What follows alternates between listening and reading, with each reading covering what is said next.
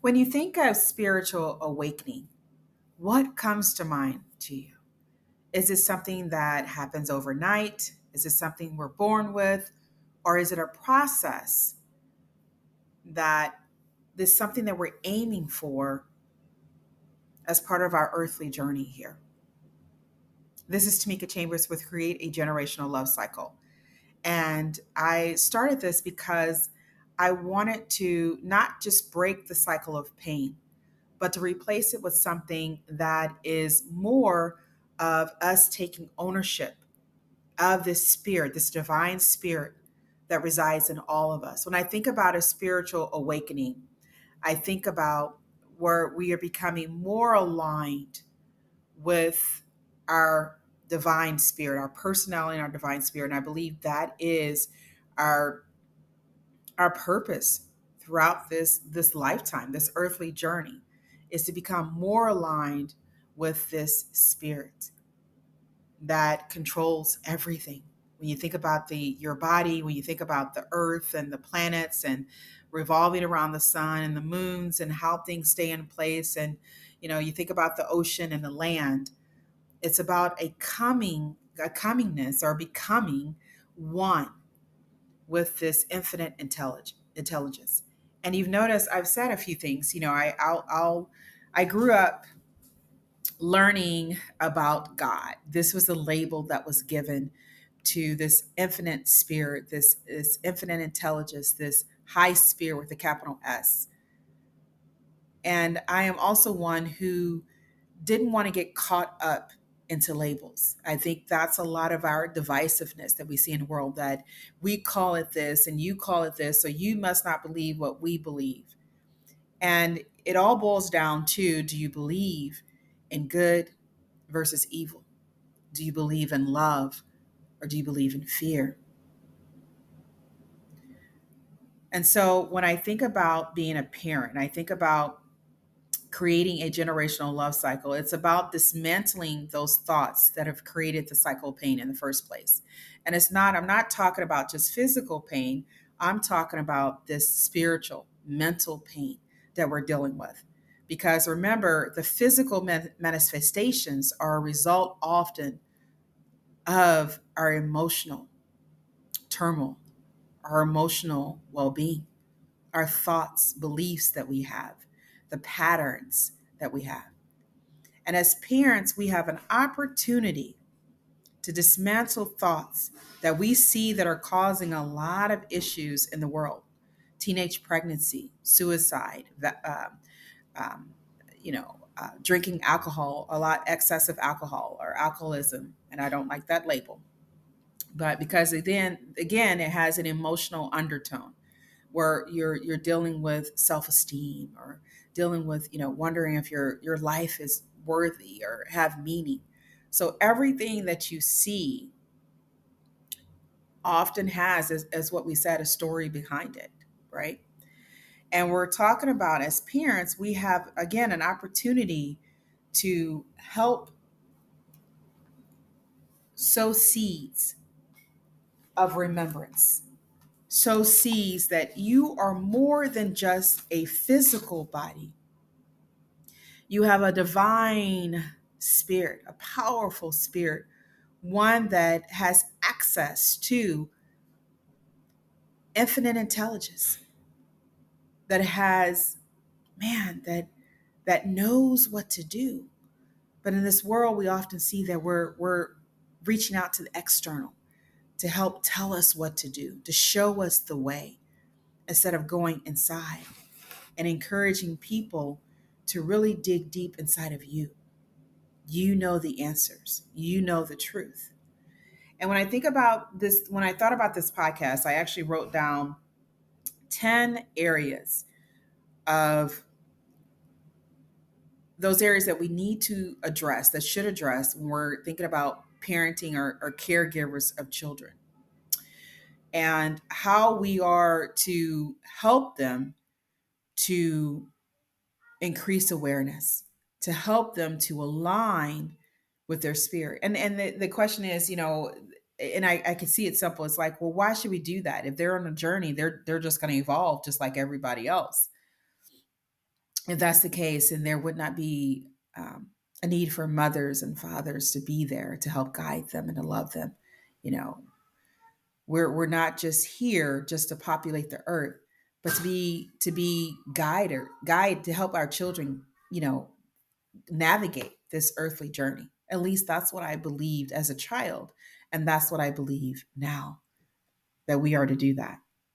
And so, number one, when we're talking about thoughts, do we encourage our children? So we think about spiritual awakening. If you could have another side where you have, okay, not spiritual awakening, or the opposite of it. Because I like to make charts. And I think when we see charts, they kind of help us to see, okay, to make the proper decisions, to help us to organize the information, to help us to better see it. Because sometimes, we could be in something, doing something consistently, and we don't actually see what we're doing. And so when we think about thoughts, do we encourage our children to believe or to think that they are not their thoughts? That there are so many thought energy patterns that are out here in the world. And just because a thought comes to them doesn't mean that that is them. It doesn't mean that they have to go do that. That they are the master of their thoughts. They don't need to be controlled by their thoughts. They are the master of them. When we think about actions and we think about, do we encourage our children to do the right thing?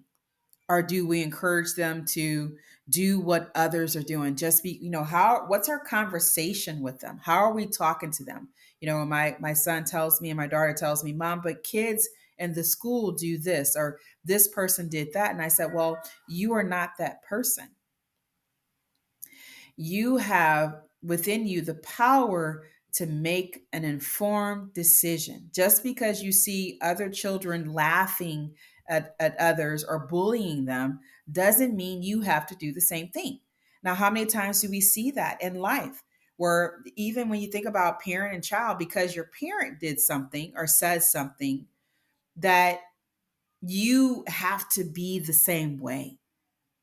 And when we do that, we're teaching our children, we're teaching ourselves to give our power to someone else, that our power to be lies in someone else and not in us. And that's where we start having problems. Because again, we start looking then, training our mind to look on the external instead of the internal. Someone does something, you evaluate, you assess, you ask yourself, is that the right thing to do? Because I believe and I know you'll get the answer. And I always encourage my children, is that the right? Just because someone else did something, my mom, that was one of her principles. Just because someone else did something doesn't mean that you have to do it too. When it comes to healing, do we encourage our children to rely on others to heal them? My daughter told me one day she was not feeling well. And I said, you don't have to struggle with your health. You can be well. And I did end up giving her, I think, some food, something to eat, and I gave her some medicine. But she came back and told me, and she said, Mom, thank you for the food and the medicine, but that isn't what really helped me. What really helped me, I think, was you saying that I didn't have to be sick. You know, my son, when he was in public school, he had a cold, some type of virus. And I told him then, we were talking about, the power to heal ourselves. I was sharing things about my experience with, illness, how, I was thinking I was going to be sick, and lo and behold, I was sick with cold. And actually, I think I got the flu or pneumonia for the first time, pneumonia. And there were times where I didn't even think about sickness. My mind was on something else, and I was eating, and I realized I didn't get sick. My children have had colds, mostly my daughter. And there was a point where, a couple of times, and I didn't get sick. And I was the one that would get sick, because I would say, okay, if I'm around a cold, somebody who has a cold, I'm going to get sick. And I had to change that mentality to a point that that's what's kept me well. And I could see why people say for years they didn't get sick, they didn't have a cold, because they didn't believe they had to get sick. That's part of the I don't have to's. I don't have to be sick. I can choose to be well. And I would tell my daughter when she was hanging on to a cold, you're hanging on to some thought that makes you believe that you have to be sick. My son went to school, and I was sharing that he went to school, and he said, I'm getting well. He said he was blowing his nose at home. When he got to school, he used one tissue throughout the whole 6-7 hour day. And he said he started feeling better because of the words that he was telling himself. And you've heard this from other people, when we talk about mind, body, and spirit. So, do we encourage our children to look within for their healing? Do we encourage them to align with wellness and health instead of sickness? Do we encourage them that just because I'm going through this doesn't mean you have to be sick? We've seen patterns where we have grandparents who may have died of a specific cancer, and then next you know, we have granddaughters and daughters who have that.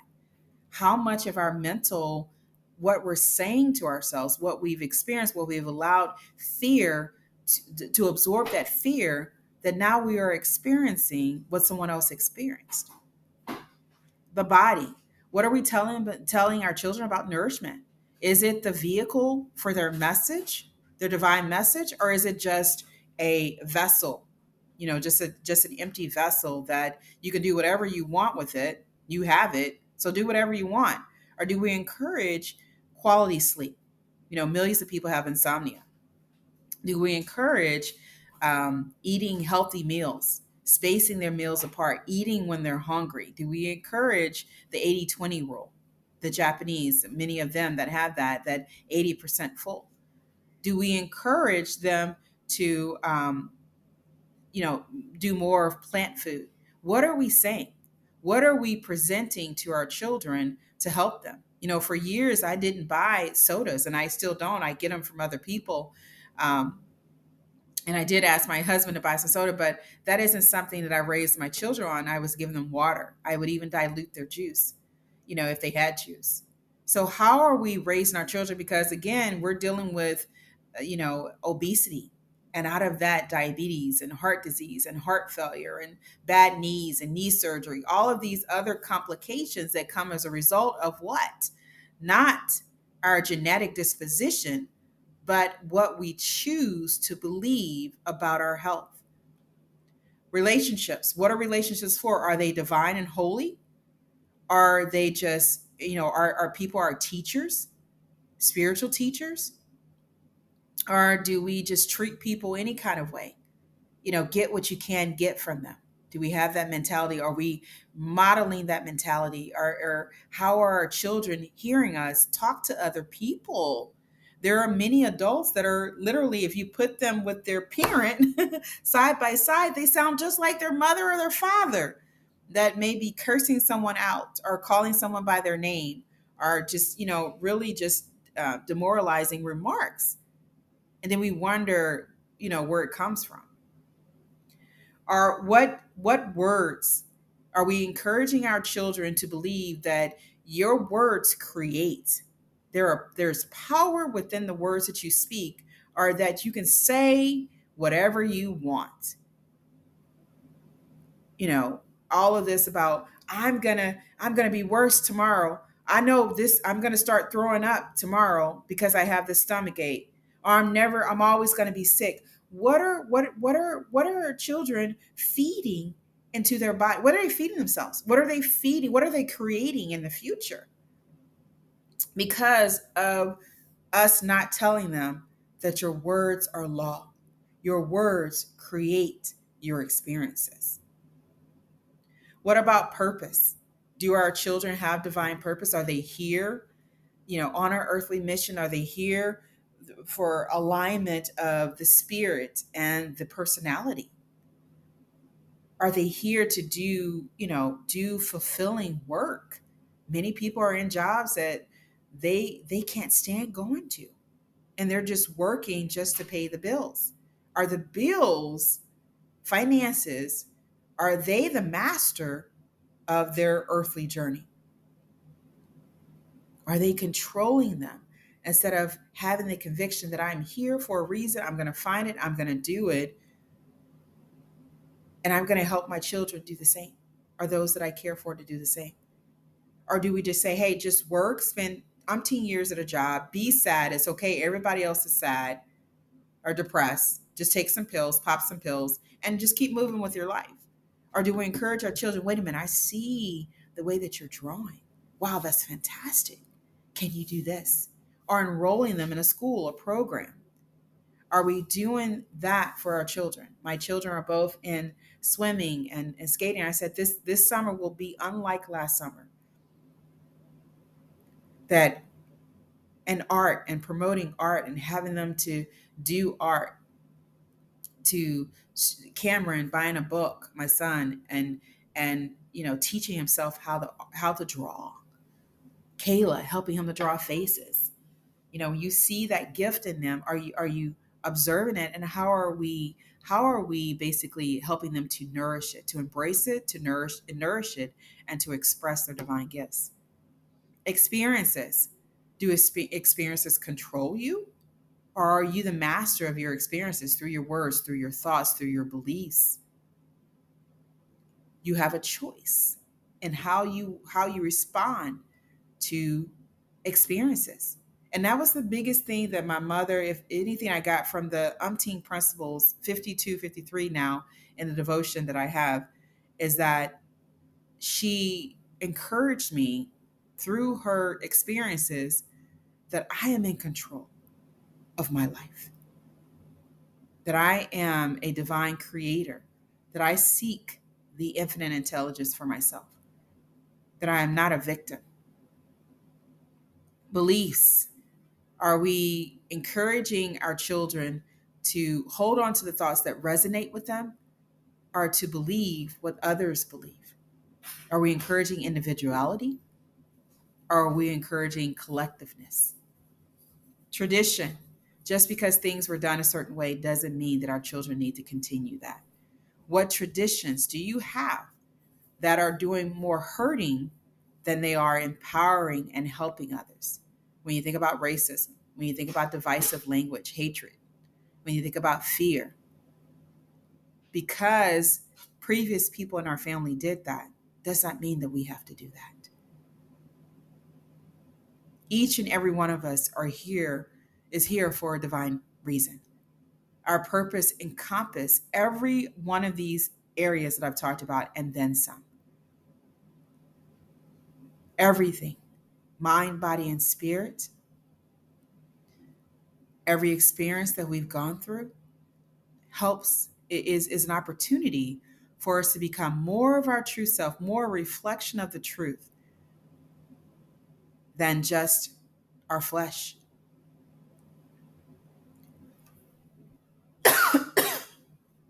We have the power to dismantle the thoughts that are leaving a lot of people in pain,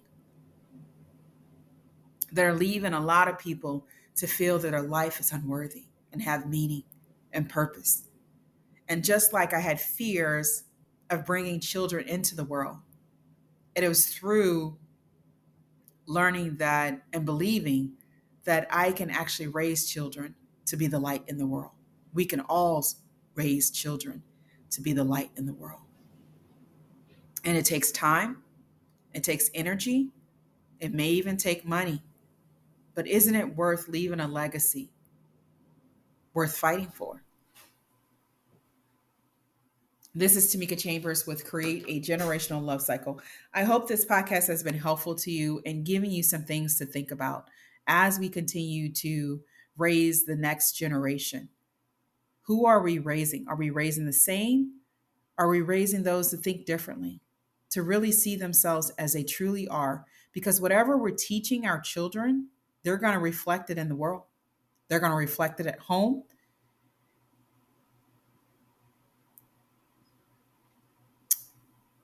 So I want you to think about that.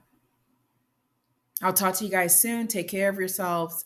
As always, make this lifetime great because no matter what, you still can.